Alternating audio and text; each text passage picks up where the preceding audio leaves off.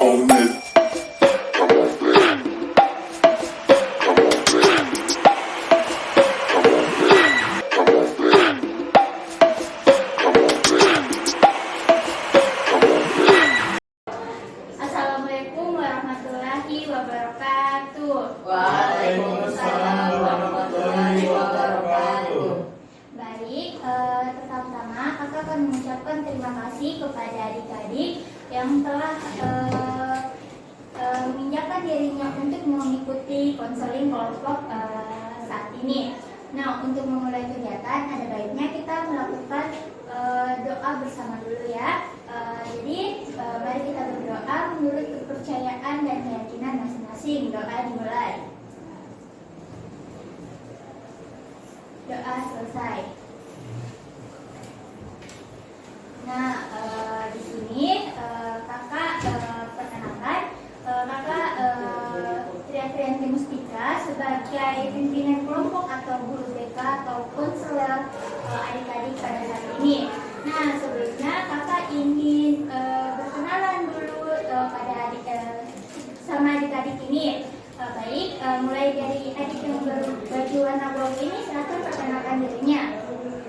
Baik, perkenalkan nama saya Muhammad Faris Syarif, bisa dipanggil Fahri. Halo Fahri. Perkenalkan nama saya Fahri Ramadhani, teman-teman sekalian bisa panggil saya.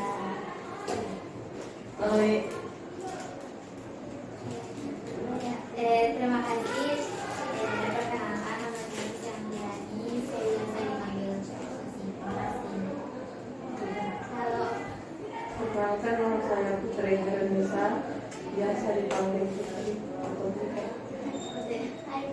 Halo Putri. Halo Kak. Nah, di sini kakak akan menjelaskan apa fungsi kakak sebagai pemimpin kelompok kalian, yaitu memandu adik-adik kalian, adik-adik sekalian untuk dalam konseling kelompok ini. Nah, sebelumnya untuk mengikuti struktural konseling kelompok yang telah ada pada panduan, ada baiknya kita membentuk nama kelompok konseling pada kali ini. Nah, adik-adik ada yang ingin mengajukan pendapat nama kelompok apa yang cocok untuk kelompok kita kali ini?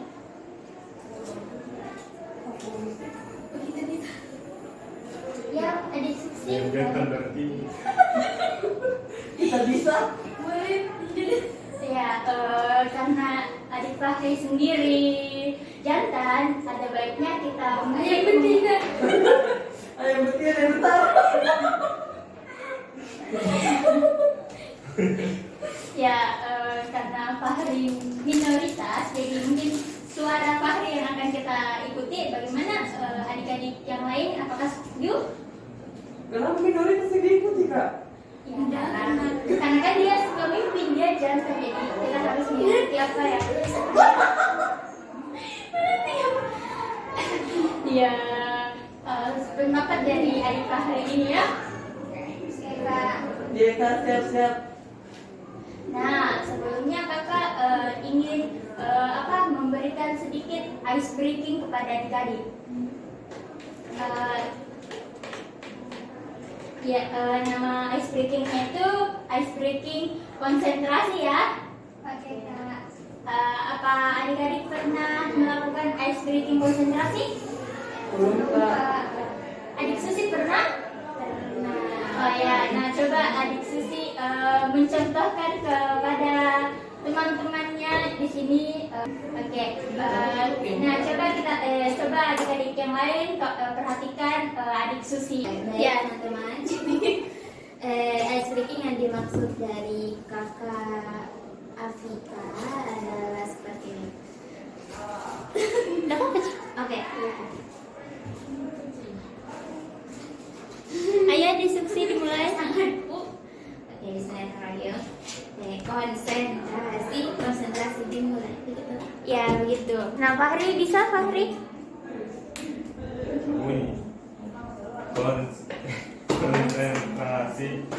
konsentrasi dimulai. Gampang. Oke, ice breaking konsentrasinya dimulai dalam 3, 2, 1. Nyanyi. Konsentrasi dimulai. Konsentrasi.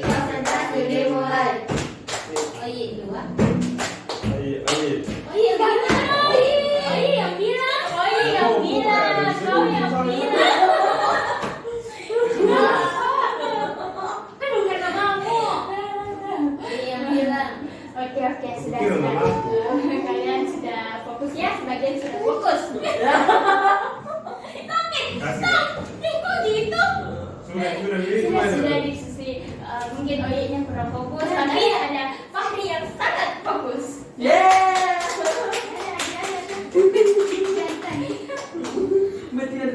Nah, oke, sudah diam. Nah, saat ini masalah yang akan kita konseling yaitu kesulitan adik-adik memahami materi pelajaran. Tujuan umumnya itu menyenangi berbagai aktivitas perilaku belajar dan mampu menentukan strategi belajarnya. Nah, untuk tujuan khususnya, adik-adik itu mampu menjelaskan penyebab sulitnya memahami materi yang dipelajari dan mampu membangun strategi untuk mempermudah dalam memahami materi pembelajaran, serta mampu menunjukkan sikap yang lebih tenang ketika kurang memahami materi dan mampu mengendalikan perasaannya dan tidak resah ketika kurang memahami materi. Sekarang kan adik-adik itu sebelumnya sudah tahu kan apa itu konseling kelompok. Nah, sekarang di sini kakak akan menyampaikan asas dalam konseling layanan kelompok kali ini, yaitu ada asas kesukarelaan, kerahasiaan, keterbukaan, dan asas kenormatifan. Nah, di sini kita akan membentuk sebuah aturan dalam layanan konseling kita kali ini ya adik-adik, yang akan kita bentuk bersama dan akan disetujui juga bersama. Nah, untuk yang pertama, ada tidak yang ingin menyampaikan satu peraturan pertama yang harus diikuti oleh semua anggota konseling kali ini. Mungkin yang pertama mungkin Adik Susi bisa memberikan satu peraturan yang akan disetujui dari semua teman-teman atau anggota kelompok konseling kali ini. Iya, baik. Jadi menurut saya peraturan pertama yang ingin saya terapkan pada konseling kelompok pada kali ini yaitu menanti norma-norma dalam konseling kelompok. Ya, adik Oyi, bagaimana? Peraturan apa yang ingin dia sampaikan? Mungkin kalau saya kan kita nanti akan masing-masing menyampaikan keluhan kita, masalah kita. Jadi mungkin kalau ada yang menyampaikan, teman-teman yang lain bisa menyimak dan tidak membuat juga duka. Mungkin adik Pute ada pendapat yang ingin disampaikan. Tunggu, untuk kita supaya lebih rileks dalam konseling kali ini, kakak memperbolehkan adik-adik untuk makan dan minum, tetapi ketika diperbolehkan ya. Sekarang kakak juga ingin mengajukan satu peraturan. Kakak memohon kepada kalian untuk tidak memainkan handphone kalian ketika layanan konseling berlangsung, karena itu akan sangat mengganggu konsentrasi kalian. Adik Pute, tidak boleh seperti itu. Ya, dipersilahkan. Nanti kok. Ya. Oke, nah peraturannya sudah disetujui kan? Ya, terpalu. Sudah ya. Nah, sekarang kita memulai kontrak waktu layanan konseling ini. Kakak memberi kalian 3 pilihan dalam kontrak layanan waktu kali ini. Yang pertama itu 2 kali 45 menit, yang kedua 3 kali 45 menit, dan yang ketiga 1 kali 45 menit. Oke, kalian menyetujui yang mana? 1 kali 45 menit.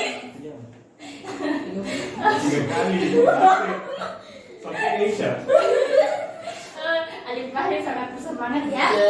Tapi karena kita melihat suara terbanya, Adik Fahri tidak, kali ini kita memilih untuk mayoritas. Jadi kontrak waktu yang kita setujui adalah 1 kali. Oke, kakak yang salah. Oke, yaitu kontrak waktunya itu 1 kali 45 menit. Nah, sudah ya. Sekarang kita masuk ke apa ya? Setiap adik-adik menceritakan pengalaman adik-adik tentang ketika adik-adik mengalami kesulitan dalam memahami materi pelajaran. Mungkin yang pertama bisa kita mulai dengan adik Oyi, karena adik Oyi dari tadi sangat rusuh.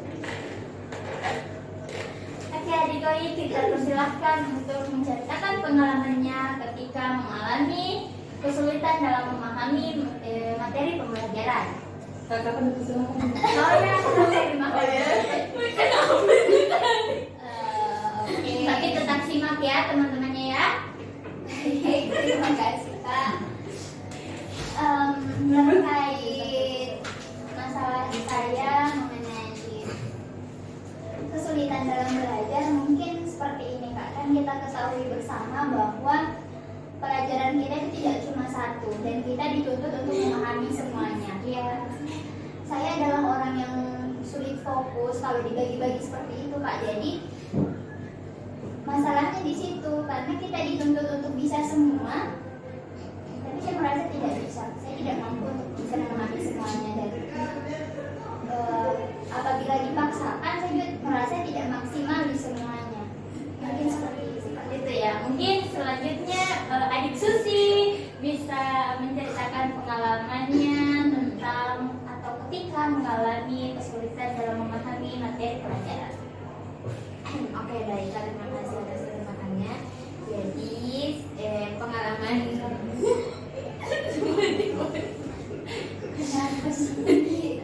Lalu Vina, bisa dibilang yang tadi Kak iya. Oke, saya persilahkan adik Susi untuk menyampaikan atau menceritakan pengalamannya tentang di masa sulit untuk memahami materi pelajaran. Iya baik Kak, terima kasih atas kesempatannya. Jadi pengalaman saya ketika sulit dalam menangkap materi pembelajaran itu karena berdasarkan pengalaman saya ketika saya duduk di bangku kelas 10 SMP.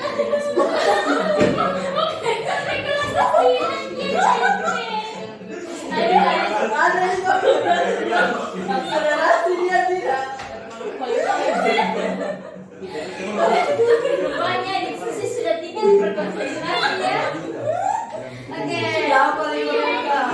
Siapa yang bagus ya? Oke, mari. Adik kelas 9 adik Susi. Oh iya, maaf. Mari kita lanjutkan untuk adik Susi menceritakan kembali pengalamannya. Oke baik, terima kasih atas kesempatannya.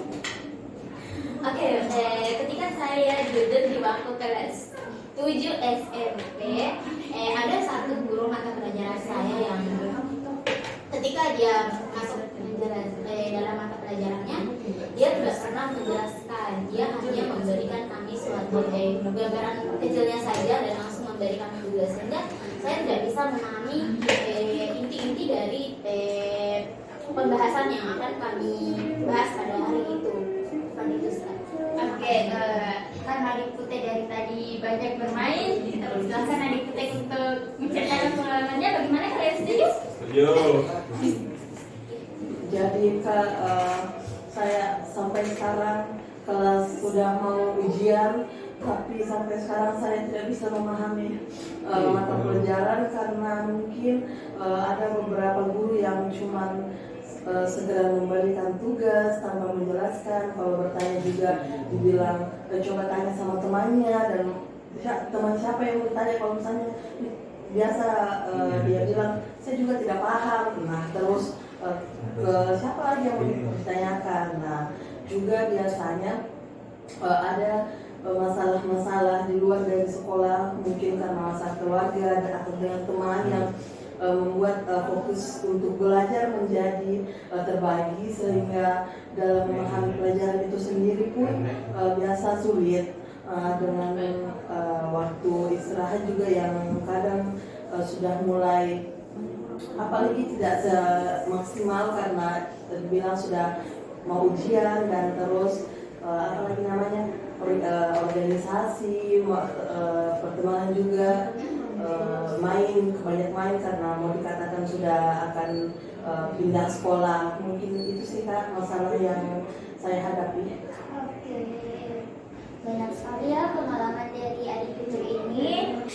Nah, selanjutnya kita beralih ke Adik Fahri untuk menceritakan pengalamannya ketika mengalami kesulitan dalam memahami materi pembelajaran. Membuli terus tidak tahu itu Kak? Nggak boleh menuduh dong, langsung nggak boleh seperti itu dong. Nggak boleh Kalau seperti itu dong. masalah saya kurang tadi peraturan? Oh iya. Oke, maaf Kak. Kan biasanya ada begitu sih. Nggak boleh, ya Yang kita susu harus mungkin tadi. kita harus menaati peraturan yang sudah kita buat dalam layanan konseling tadi ya. Kan itu supaya kita lebih mengenal teman kita juga. Oke? Nah, kita persilahkan kepada Dik Fahri untuk menceritakan pengalamannya. Baik, kalau saya sendiri tuh pas SMP, saya sering terganggu oleh karena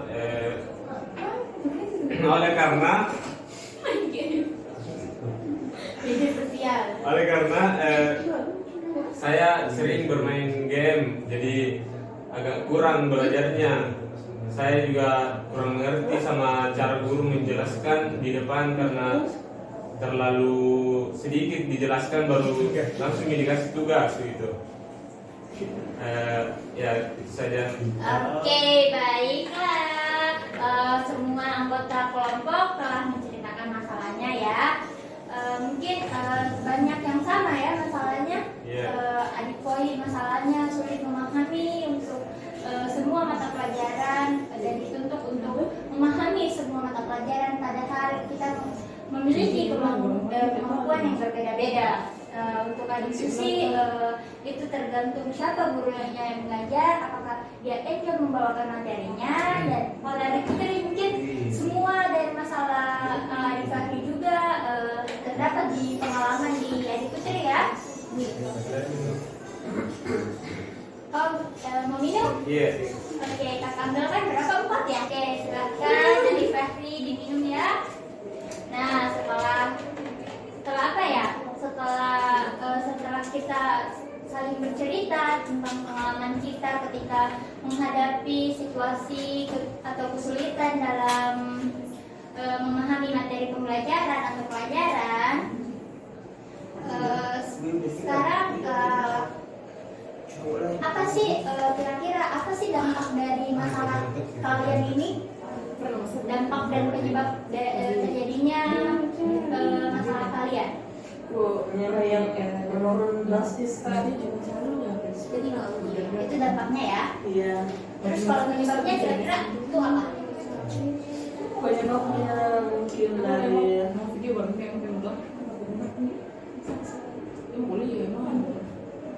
penyebabnya itu Kak, kalau menurut saya mungkin dari manajemen waktu lagi, terus dengan gurunya mungkin bisa lebih meningkatkan kompetensi dalam memberikan materi, dan terus untuk bisa dikatakan kan sudah sebentar lagi ujian, jadi lebih fokus lagi dalam belajar kan seperti itu. Nah, kalau dari sendiri ingin memberikan pendapat tentang apa penyebab dari masalah teman-teman adik Koi, atau apa dampak dari masalah adik Koi sendiri, atau bisa dari masalah dari adik Koi sendiri. Oke, mungkin adik Koi bisa berpendapat tentang apa dampak dan penyebab dari masalah-masalah teman-teman adik Koi atau masalah adik Koi sendiri. Oke, terima kasih Kak. Mungkin diawali dengan saya dulu ya Kak. Ibu sekali itu masih kayaknya itu. Fahri, Bude. Bukan itu. Pertinggalan rumah tangga di waktu ini. Oke, lanjut. Oke, untuk kalau masalah saya sendiri Pak, mungkin untuk penyebabnya adalah saya ini aduh, oke, kita kembali fokus ya, ayo kita kembali fokus. Apa kita harus melakukan SD konsentrasi apa supaya kalian harus fokus? Ayo Adik Fahri, perhatikan temannya dong, kan gimana ini? Jangan seperti itu, lurus Pak. Jangan ketawanya ya. Oke, gimana kalau waktu kita 2 kali 45 menit saja? Ya, ini sudah 30 menit loh adik-adik. Mari kita mempercepat waktu konseling kita, oke? Oke. Jadi begini Pak, kenapa penyebab saya dituntut untuk bisa di semua pelajaran adalah kan kita ketahui di sini bahwa saya adalah keponakan dari kepala sekolah. Iya ya. Oke, saya keponakan dari kepala sekolah di sekolah kita. Lalu itu merupakan tuntutan, walaupun tante saya sendiri tidak bilang kau harus bisa di semua pelajaran, tapi ada beban pribadi Kak, karena saya bilang malu dong kalau saya pribadi dan sosial ya, malu dong kalau saya tidak unggul di pelajaran ini, malu dong kalau saya tidak dapat ranking umum. Ya. Jadi saya merasa perlu untuk memahami semua pelajaran, padahal mungkin ya seharusnya ada yang difokuskan saja, apalagi saya juga ambil Olimpiade IPA. Kenapa tidak fokus di situ saja, tapi karena kembali lagi ada beban yang saya pikirkan bahwa saya harus ranking umum karena saya keponakan dari kepala sekolah. Oke, untuk dampaknya sendiri ya saya stres Kak, karena saya tidak tahu harus membagi waktu seperti apa, karena saya juga harus memaksimalkan di Olimpiade, tapi saya juga tidak mau ketinggalan di pelajaran yang akademik ya. Iya betul sekali. Nah sekarang kita berpendapat, mungkin ke adik Fahri bisa menyebutkan apa dampak dan penyebab dari masalah atau masalah diksus atau masalah di kelas sendiri. Masalahnya Susi itu tadi penyebab karena gurunya kurang memberikan effort atau seperti tidak berminat dalam mengajar. Ya, kira-kira apa penyebab dan dampaknya terjadinya masalah diksusi tadi? Baik, kalau menurut saya itu dampaknya dapat dilihat secara langsung gitu. Kalau misal gurunya tidak niat, kita juga sebagai siswa kurang niat untuk mengikuti pelajarannya. Apalagi kalau materinya belum dimengerti, jadi lebih susah. Ya. Oke, nah sudah ya. Nah sekarang menurut kalian permasalahan yang mana sih yang paling membutuhkan effort atau paling membutuhkan pembahasan lebih lanjut dalam konseling kita kali ini? Masalah dari OI ya yang paling urutan atas itu urutan ke bawah itu kedua itu Putri ya, dan ketiga itu Susi, dan keempat itu Fahri ya. Nah mungkin kita akan di sini permasalahan OI kita akan berpikir untuk untuk menetapkan strategi apa yang sesuai untuk OI jalankan supaya dia terhindar atau keluar dari permasalahannya ini. Mungkin ada yang bisa memberikan contoh strategi apa yang cocok OI lakukan untuk keluar dari masalahnya.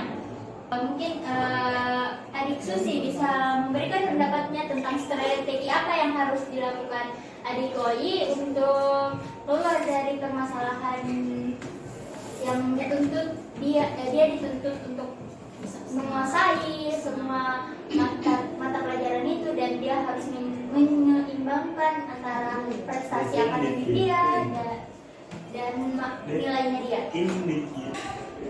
Oke baik, terima kasih atas kesempatannya. Jadi menurut saya untuk permasalahan dari saudari Herli Ramadhani sendiri, untuk menurut saya ya, tidak tahu menurut orang lain. Jadi menurut saya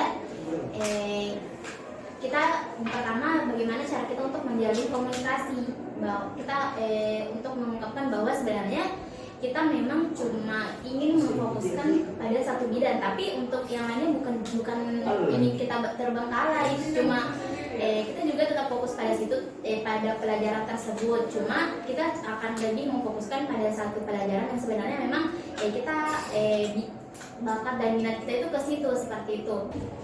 Nah, baik, terima kasih atas pandangan dari Susi tentang strategi apa yang harus dilakukan OI untuk menghadapi permasalahannya itu.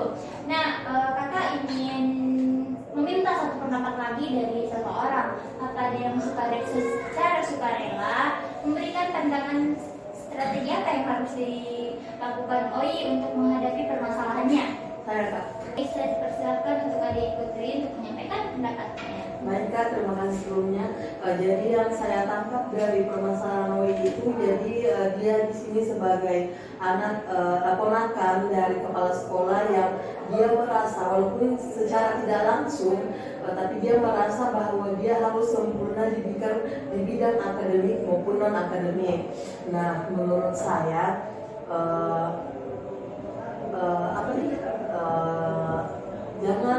jangan terlalu memaksakan diri untuk terlalu bisa harus sempurna di dalam segala bidang.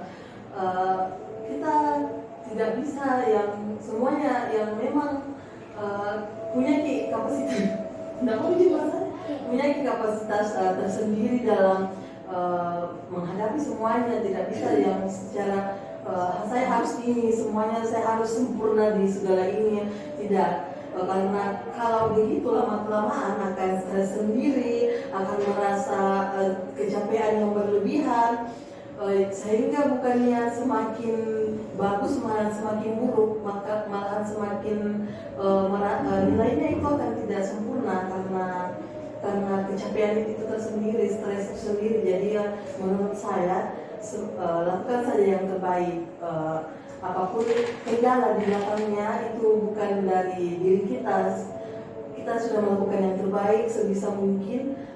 Jadi segala hal yang ada itu di luar dari cakupannya kita. Itu mungkin.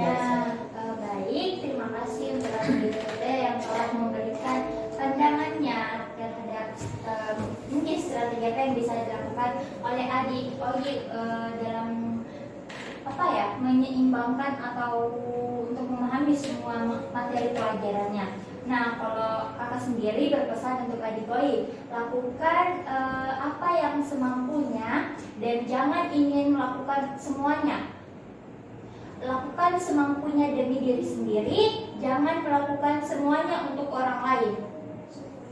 Karena belum tentu apa yang orang lain inginkan itu kita juga inginkan, dan ketika kita melakukannya itu untuk orang lain mungkin kita akan terbebani sehingga kita juga merasa akan seperti kok saya seperti ini, kok saya tidak bisa melakukan apa yang saya inginkan. Oke, sekarang kita sudah berbagi, kita sudah discuss tentang permasalahan kalian dari pengalaman kalian dan strategi apa yang akan kalian lakukan ke depannya ya.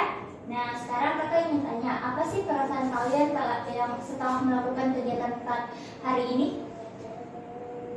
Saya mungkin Kak. Ya, Putri silakan. Jadi perasaan saya itu mulai sedikit lebih tenang lagi dan bisa mengetahui apa sih bagaimana saya bisa mengatur waktu saya demi menghadapi masalah belajar, kesulitan belajar, dan juga saya bisa memberikan sedikit solusi kepada teman-teman dan juga mendengarkan keluh kesah dari teman-teman bahwa ternyata banyak sekali masalah yang dihadapi teman-teman. Itu mungkin yang bisa menjadi pelajaran saya ke depannya Kak. Oke, untuk adik Chloe, apa perasaannya sudah baik setelah menceritakan masalahnya kepada teman-teman, dan apa adik Chloe telah terbuka pikirannya setelah diskusi yang kita lakukan?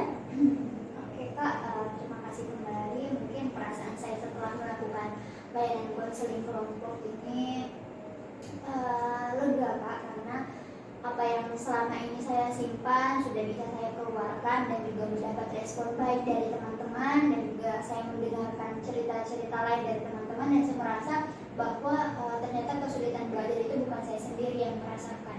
Ada kesulitan-kesulitan lain yang sebenarnya saya tidak ketahui, ada loh kesulitan yang seperti ini. Dan mungkin gitu ya. Nah, untuk adik Fahri, rasanya setelah melakukan konseling ini bagaimana? Apakah adik Fahri merasa lega atau merasa adik Fahri tidak sendirian loh mengalami kesulitan belajar? Baik, kalau saya sendiri setelah konseling ini saya merasa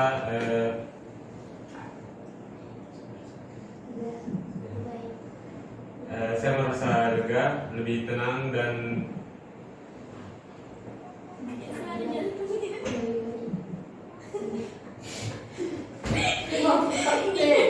enam lewat 13 nih. Dia soalnya Merasa lebih lega. Oh, adik tadi merasa lebih baik ya setelah mengetahui saya tidak sendiri loh mengalami kesulitan belajar. Ada teman-teman juga yang dapat memberikan saya strategi dan dapat berpendapat tentang masalah-masalah saya ya. Nah, oke, demikianlah konseling kita kali ini. Mari kita akhiri konseling kita dengan mengucapkan alhamdulillah dan kita berdoa untuk mengakhiri konseling kita kali ini. Baik, doa dimulai. Baik, sudah selesai. Baik, nah tak terasa waktu